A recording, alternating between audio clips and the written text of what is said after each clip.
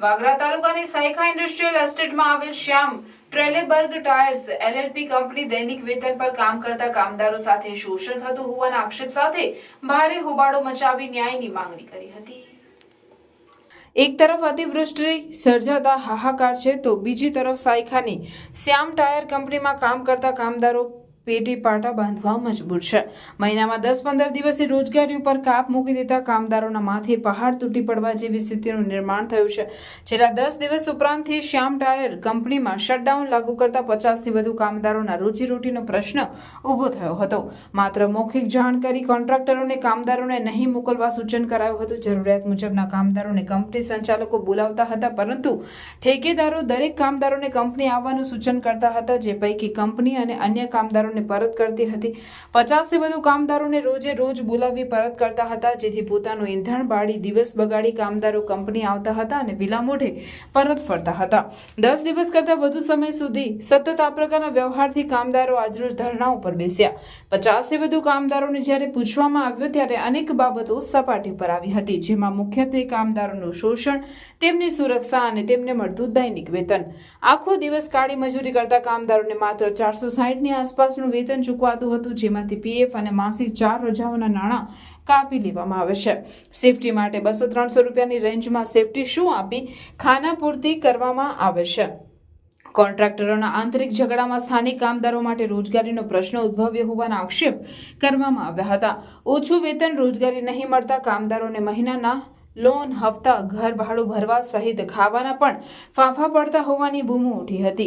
આ અગાઉ પણ કંપનીમાં ગત વર્ષે કામદારોએ બોનસ અને વેતન મુદ્દે હોબાળો મચાવ્યો હતો, પરંતુ કંપની સત્તાધીશો કોઈ પણ પ્રકારનું બોનસ ફાળવતા નથી, સાથે જ પૂરતી રોજગારી નહીં આપતા હોવાના આક્ષેપ છે। આ મુદ્દે સ્થાનિક આગેવાનોની અગુવાઈ હેઠળ સરકારી અધિકારીઓને રજૂઆત કરવાની કાર્યવાહી હાથ ધરવામાં આવી છે। જિલ્લા લેબર કમિશનર અને જિલ્લા વહીવટી તંત્રને રજૂઆત કરવા માટે સામાજિક આગેવાન ઇમ્તિયાઝ પટેલે બીડું ઉપાડ્યું હતું અને કંપનીની કરતૂતો સામે કાયદાકીય કાર્યવાહી કરવાની માંગણી કરી હતી। તેમણે જણાવ્યું હતું કે કંપની દ્વારા સ્થાનિક મજૂરોનું શોષણ કરવામાં આવે છે અને સ્થાનિકોને પ્રાધાન્ય આપવામાં આવતું નથી, જેથી અમુક કામદારોને લઈને જિલ્લા કક્ષાના સંબંધિત અધિકારીઓને રજૂઆત કરી ન્યાયિક કાર્યવાહીની માંગણી કરવામાં આવશે। આ સમગ્ર મામલે કંપની સંચાલકોનો પક્ષ જાણવામાં આવતા તેઓએ આ બાબતે કોન્ટ્રાક્ટરોને જાણ કરી હોવાનું જણાવ્યું હતું, તેમજ કામદારોના રક્ષણ માટે તમામ પ્રકારની સરકારી પ્રક્રિયાનો અમલ કરાતું હોવાનું જણાવ્યું હતું। જોકે ઘણી વખત કામદારોને ઈજાઓ પહોંચી હોવાની વિગતો સામે આવતા કંપનીમાં સેફટી પ્રત્યે બેદરકારી દાખવવામાં આવતી હોવાની શંકાઓ ઉપજી છે। Safety inspector, labour commissioner, factory inspector તેમજ જિલ્લા વહીવટી તંત્ર આ બાબતને ધ્યાને લઈને યોગ્ય કાર્યવાહી કરી સમસ્યાનું સમાધાન લાવે તે જરૂરી બન્યું છે। પાછો જવાનો ધક્કો થાય છે। અમે બેને અહીંયાથી ટિફિનો ખાઈને ઘેર પાછા 3 વાગે જતા રહીએ છીએ। 8 કલાક કાઢીને તો અમારે રોજીરોટી મળતી નથી તે પ્રમાણે। તમે મેનેજમેન્ટને રજૂઆત કરી? મેનેજમેન્ટને રજૂઆત કોઈ જાતની કરેલી છે નથી। તમે મેનેજમેન્ટને રજૂઆત કરી છે કે કેમ તમને જે તકલીફ પડી રહી છે તે બાબતે? અમારા સુપરવાઇઝરે અમને કશી એ કરેલી। કોણ છે સુપરવાઇઝર તમારા? સુપરવાઇઝર છે અમારા વેસ્ટર્નના રજાકભાઈ। કે તેમને જાણ કરેલી છે તમે કે અમે રોજ કંપની ઉપર આવીએ છીએ અને ટિફિન ખાઈને ઘરે પાછા જઈએ? પણ એ લોકો બોલાવે છે 10 માણસનું કહીને પછી 2 માણસો લે છે ને અમારે પછી પાછું જવું પડે છે પેટ્રોલ બાળીને। તમારી શું માંગ છે? અમારે માંગ છે કે અમારે જેટલા દિવસે એ બંધ છે કંપની એટલા દિવસ અમારા બધા લેબર લોકોના કોન્ટ્રાક્ટ જેટલા બહાર બેઠા હતા એ લોકોના બધાનો પગાર મહિનાનો મોલ હોય। અમે આજે 8 દિવસ પૂરા થઈ ગયા છે, 9 દિવસ થયા, 10મો દાડો પૂરો થાય છે। અમણ સુધી આજે અમે રોજ ધક્કા ખાઈ કરીને બધા જ કર્મચારીઓ અમે પાછા જઈએ છીએ ને અમારી કોઈ સાંભળવા તૈયાર નથી। કેટલા કામદારો અમારા પહેલાં 50 કામદાર બધા જ ટોટલી કર્મચારીઓ છે, કામદારો।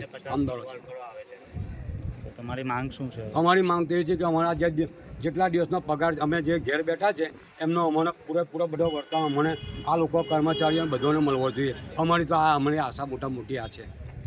તમારી માંગ નહીં સ્વીકારાય તો? માંગ નહીં સ્વીકારે તો અમે અહીં ધરણા પર બેસીશું। તમે કંપની મેનેજમેન્ટને કે આગળ કોઈ સરકારી સંસ્થાને રજૂઆત કરી? કોઈને રજૂઆત કરી નથી। અમારા ડીકે સ્વામીને મેં રજૂઆત કરી હમણાં કે સ્વામીજી આ કંપનીની અંદર આવું થયું છે અને તમે મને કે એચઆરનો નંબર આપો, હું ફોન કરું, પણ મને કોઈ એચઆરનો નંબર આપ્યો નથી। ઘરે રિટર્ન મોકલી આપવામાં આવે છે. તો છેલ્લા 1 વર્ષ પૂર્વે કંપની સાથે લડત લડી અને ન્યાયિક પ્રક્રિયા અમારા દ્વારા હાથ ધરવામાં આવી હતી. પરંતુ 1 વર્ષ પછી આજે ફરીવાર આ બનાવ કંપનીના ઉપર થઈ રહેલો છે અને કંપનીના જે જાગૃત એમ્પ્લોઈઝ કર્મચારીઓ છે તેમના દ્વારા મને ટેલિફોનિક માહિતી આપવામાં આવી હતી કે આજે ફરીવાર કંપની દ્વારા 10 દિવસ પૂર્વેથી આ પ્રકારનું કૃત્ય આચરવામાં આવે છે, જેમાં કંપની અને કોન્ટ્રાક્ટરોની કોઈપણ પ્રકારની મિસઅન્ડરસ્ટેન્ડ અથવા કોઈપણ ગુલામની અથવા લોભામની જે લાલચો કહેવાય એના કારણે આજે આ જે વર્કરો છે તેમનું શોષણ થઈ રહ્યું છે. જેના અંદર વર્કરોની માંગ છે કે 10 દિવસથી જેમને રજા આપવામાં આવી છે તેમનું 10 દિવસનું વળતર કોણ પે કરશે, કોન્ટ્રાક્ટર પે કરશે અથવા કંપની કરશે. જે બાબતની રજૂઆત મેં ભરૂચ જિલ્લાના લેબર કમિશનર સાહેબ અને જે તે અમારા ફિલ્ડ ઓફિસર છે તેમને રજૂઆત કરી છે અને તેમના દ્વારા આ બાબતને તત્કાલ ધોરણે ગંભીરતાપૂર્વક નોંધ લઈ અને આમના 5 આગેવાન તથા જે પણ કોન્ટ્રાક્ટરો છે અને કંપનીના સત્તાધીશ અધિકારીઓ છે તેમને તરત તેમના ત્યાં ટેરો આપવામાં આવ્યું છે. અને મુખ્ય એક વાત અમને જાણવા મળી છે કે કંપનીના અંદર છેલ્લા કેટલા સમયથી 2.5 વર્ષથી કામ કરતા કર્મચારીઓને દિવાળી બોનસ આપવામાં નથી આવતું, તેમને સેફ્ટી સિક્યુરિટી આપવામાં નથી આવતી, તેમને લીવ બોનસ જે આપવામાં આવે તે પણ નથી આવતો. અને કેટલાક કર્મચારીઓની રજૂઆત એવી હતી, કંપનીઓનું કહેવું હતું કે સમયસર તેમને પગાર પણ નથી મળી રહ્યો, એટલે કે 10-12 તારીખ ઓવર થઈ જાય છે અને એમને પગાર મળે છે. આ બાબતની રજૂઆતને લઈ આજે અમે ભરૂચ જિલ્લાના જે લેબર કમિશનર છે સાહેબ તેમના દ્વારે જઈશું અને જે અમારી ન્યાયિક પ્રક્રિયા છે તે કાયદાકીય રીતે માંગવાનો પ્રયાસ કરીશું. કંપની મેનેજમેન્ટને તમે જે રજૂઆત કરી તો કંપની મેનેજમેન્ટ શું કહેવા માંગે છે? કંપની મેનેજમેન્ટનું કહેવું હતું કે અમે જે પણ કાર્યવાહી કરી છે એ કોન્ટ્રાક્ટરોને ઇન્સ્ટ્રક્શન ઓન કોલ આપવામાં આવ્યા છે, એટલે કે ફોન દ્વારા એમને માહિતી આપવામાં આવી હતી કે અમને ફક્ત 5 કર્મચારીની જરૂરિયાત છે અને 5થી વધારે જો કર્મચારીઓ કોન્ટ્રાક્ટના આવ્યા હોય તો એ પેડ કરવાની જિમ્મેદારી કંપનીની રહે છે, કોન્ટ્રાક્ટરોની રહે છે.